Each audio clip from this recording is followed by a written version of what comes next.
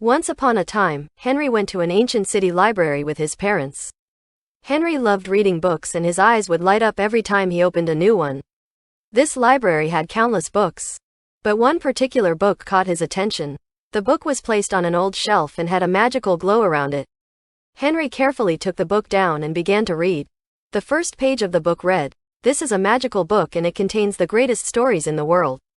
But remember, whoever reads it becomes a part of the story." Henry thought it was just an ordinary tale. However, as he continued to read, he found himself lost in a strange world.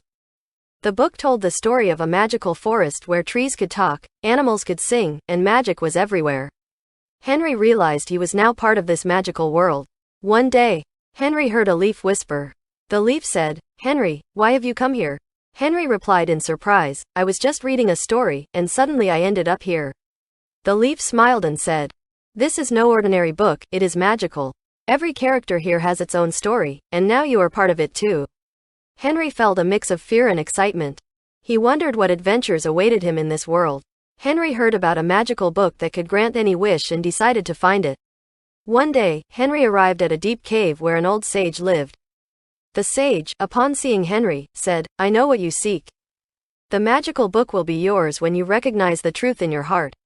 Henry searched his heart and realized that his greatest desire was to be happy with his family and friends.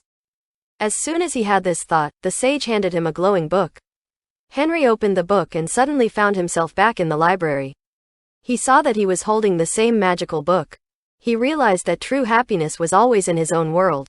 Henry placed the book back on the shelf and walked out with joy, knowing that true happiness is always close to the heart.